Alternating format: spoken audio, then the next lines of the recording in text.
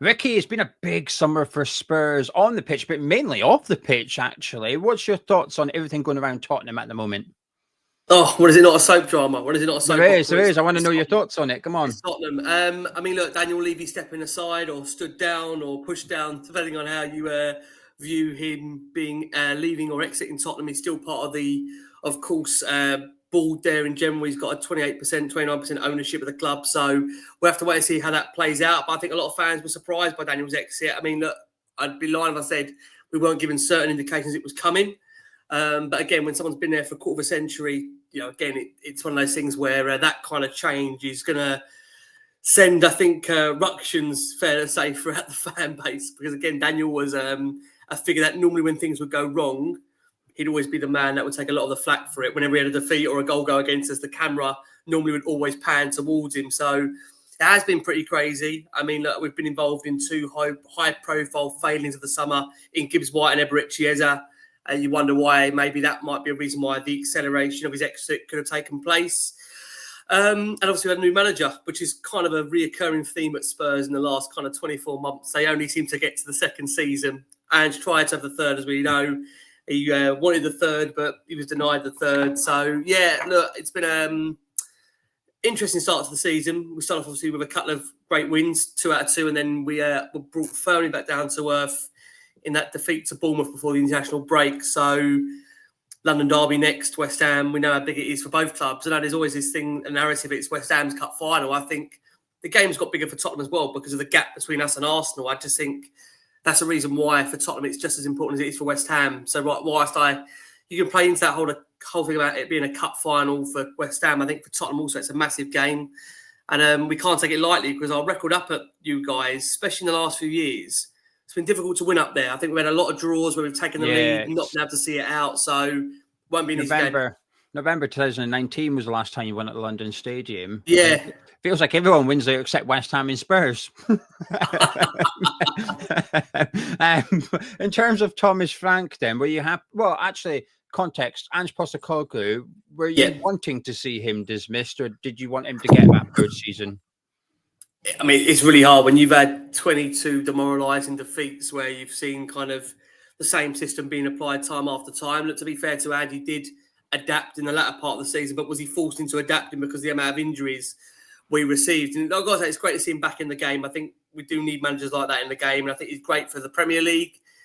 I was, I think, ready for a change, but I wish him all the very, very best. I think it's hard last season. He gave us such an amazing week as Spurs fans to win the trophy like we did in Bilbao, then the parade, then you had him saying, the third season's better than the second season. It was like he was in a Hollywood movie for the week. So, look, I wish him all the very, very best. I don't want to, talk bad of the guy. He gave us a trophy we've waited 17 years for, 40 years for a European trophy. So I wish him all the very best. And I really hope he goes to Forest and proves us all wrong. He can adapt. And we'll be his biggest fans this weekend because they've got the Arsenal. So we'll all be behind him. Yeah, I do think he reels you in. I think he's got that charisma about him as well, doesn't he? He does get you. In terms of his replacement, Thomas Frank, is this the guy that you wanted to replace Ange?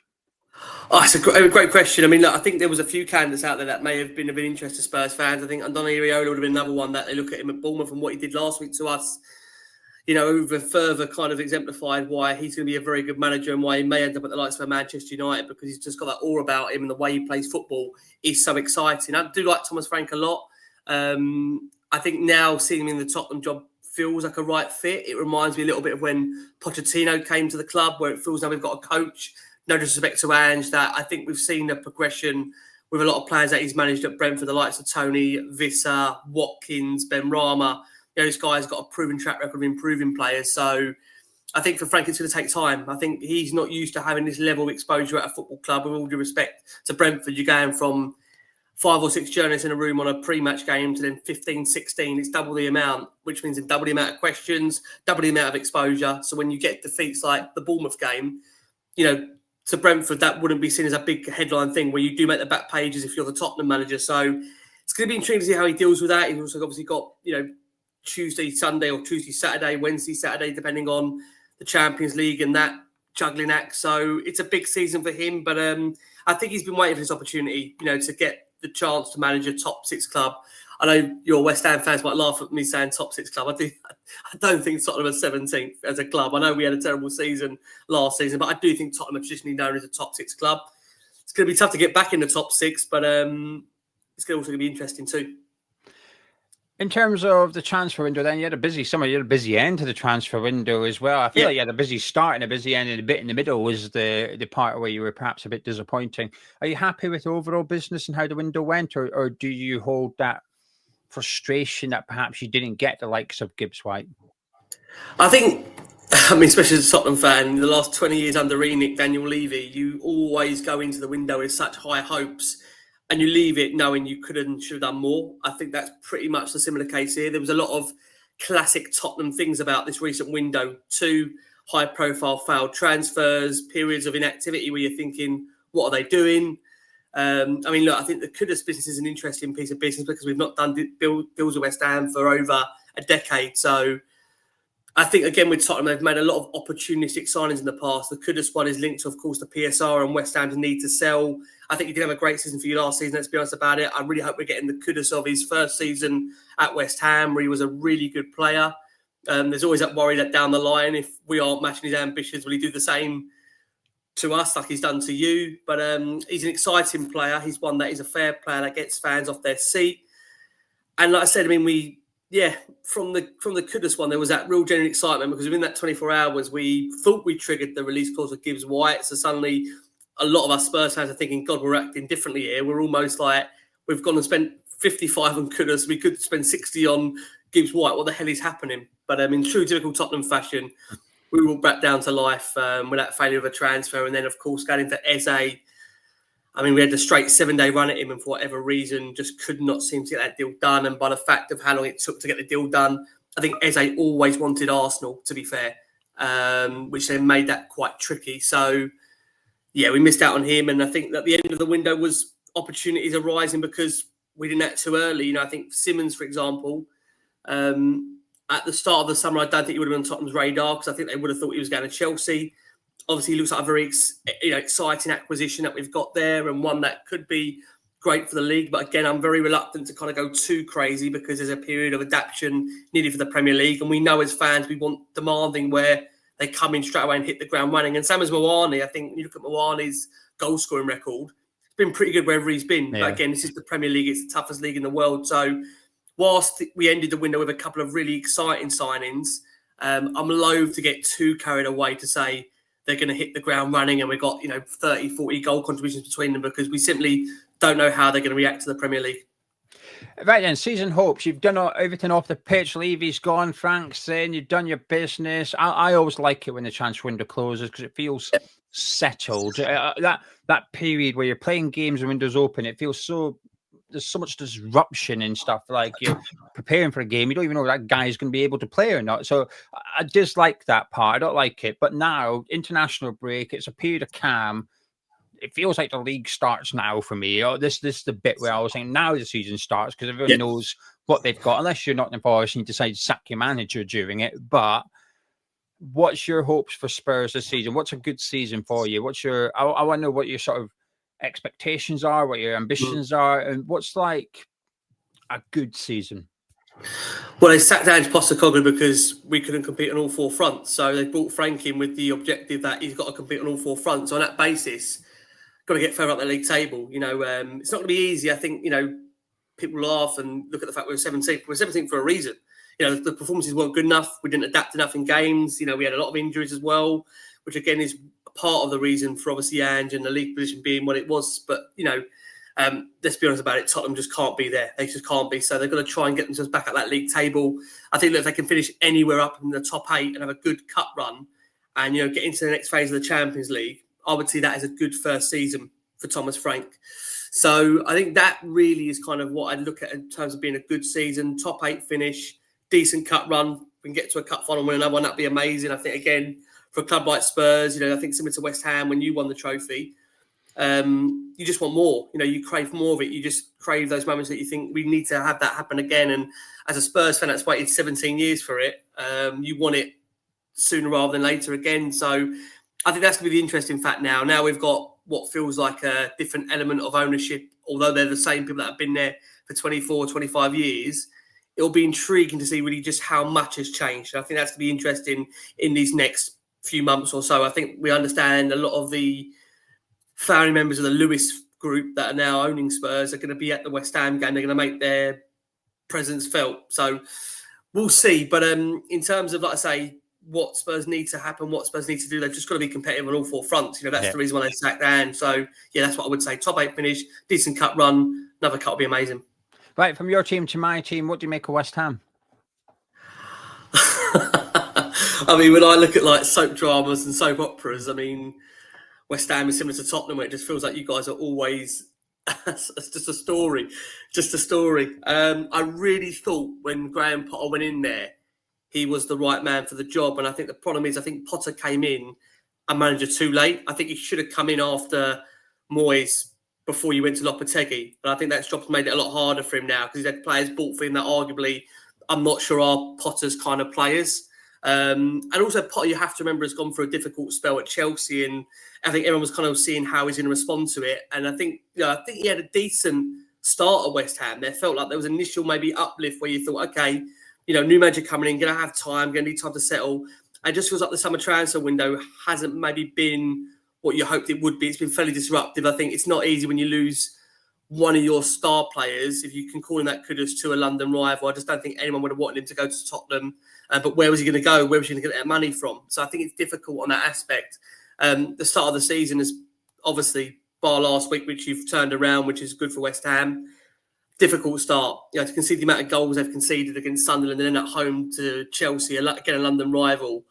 It's not the kind of results and performances to kind of get fans on side. So I would think the Forest result is maybe allayed fears that West Ham are going to be in a relegation battle. I don't see West Ham being in a relegation battle this season. I think they've got too many good players. I think Jarrod Bowen's a great player for you guys. I think he's a leader.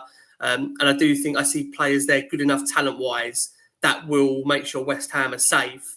I do wonder, similar to kind of what we had with Daniel Levy at our club, I mean, how much Sullivan really is going to move that needle to make West Ham competitive.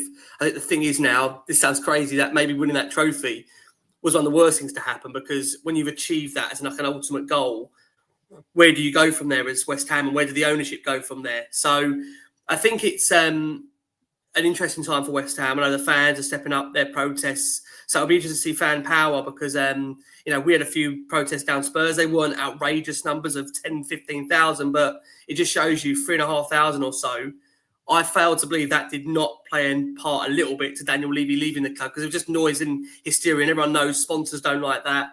People around the club don't like that. We heard Karen Brady come on Talk the other day and speak about the fans' disgruntlement. So I think it's an interesting time for West Ham. It wouldn't surprise me if results ended up going negative and they end up making a change. And I think Nuno is there, available. And it feels like he'd probably be what feels like the inevitable choice for West Ham to go there, because of his track record of not only improving Premier League clubs, but taking them back into Europe. And I know, again, people argue it's not the most attractive football, but it's winning football. And I think Tottenham and West Ham have got that similar thing where they talk about the West Ham way. I know you guys want to play attractive football. I mean, I thought you would have loved Ange. I think West Ham fans would have loved Ange Postecoglou, because it is kind of full front attack. But at the same time, I still think over time, the defensive side of the game would have grated on you guys. Yeah, I'm a fan of Ange. I was a fan of Ange at Celtic in just summer before he went to Spurs. I would have liked him at West Ham. And when he went to Spurs, I was a little bit envious. And he started like a house on fire with you as well. You were right up there, weren't you? And I thought, oh my God, it was almost like I felt like my opinion was validated. I was right. This is a good manager, blah, blah, blah. And obviously since then it went down, but he still won it. But I always still, my subscribers are be bored of it, because I said it in the preview as well, and that is when Ange had his first choice defence. Yes, Tottenham's results were good. They were the results of a side finishing in the top four. Agreed. He never had his first choice. I know. I mean, in fairness, we did get them back at the latter stage of last season. Even having them back, it was still chaotic at times. It felt like a pre-season for the Europa League final, though. When they came back at the end of the league campaign, it was almost like just protecting them enough and getting them enough minutes so that when you went to play Man United, it was... All I can say is that I know, like, Ange's training sessions were then kind of 10-12 and 14-18. From what I've been told now, they're a lot more closer under Frank. They're like 1 or 2 goals either side. It's like a 1-0 or 2-0 on the training sessions. I think when you're getting to basketball score lines, although it's great from an attacking perspective, you do wonder kind of defensively what the hell is happening when you're having those kind of basketball score lines in training sessions. But there you go. Playground football, isn't it? Absolutely. Saturday then, how do you see the game going? I mean, again, it's one of those where it's a Saturday 5:30, so I think that also does impact it a little bit. Everyone will be on the drink probably fairly early as well, so there'll be a feisty atmosphere there. I thought what was quite interesting, again, no disrespect to the West Ham fans, but I think I've seen it go to general sale, which I was quite surprised about, which I think shows you just the anger and frustration right now towards the current board at West Ham, and our fans are really unhappy with the way the club is being run to some degree. We know this as fans. This is one of the biggest games of both our seasons, Tottenham West Ham. So when you see that it's gone to general sale and how big this game is for West Ham fans, I think that shows you just how unhappy the fans are. So, look, we need to win it for our own season to get us back on track. Because I think the irony is that I think if West Ham win, we're on level points with you, which then everyone described West Ham as having such a shocking start to the season and us having a good start. Well, suddenly we're on level points. So I think it just shows you that from our perspective, we're going to go there and take the game to West Ham. I think player-wise, I think we have got better players than West Ham, but that hasn't necessarily replicated into a result against you in the past. I think West Ham have always shown themselves to be a really difficult side to beat, and we found it really hard there. I think you have to go back. Our last win at West Ham in the Premier League was under Mourinho. So, I mean, we're talking what? I mean, God, we're going the first game at the club. I'm talking here. I mean, it's 6, 7, 8 years ago. That's how hard it's been to win there. And I think what's quite interesting, the last few games we've had there, they've all ended in draws. Spurs have had the lead, but just couldn't hold on. So it will be tough, and it's always tough at West Ham. I don't care what anyone says. This is a tough game. It won't be easy. I'm going to get your score prediction in a second. Before we do that, if you guys at home would like to hear and see more from this guy, Ricky, from Last Word on Spurs, the link to the podcast will be in the description below, so go give them a follow.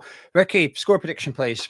Put your neck on the line. What you got? Yeah, I'm going to edge it. I'm going to say 2-1 Spurs, but again, I wouldn't be surprised if it ends in a 1-1 as well, because I just think West Ham have got the bit between their teeth now on the back of that result against Forest. I think Potter will have them fired up. That is a big game for them. But I think with Spurs' quality on the pitch, dare I say, Kudus getting the winner. God, what that calls. That would be absolute scene. I'd rather get beat 4-0 than lose 2-1 with Kudus getting the winner.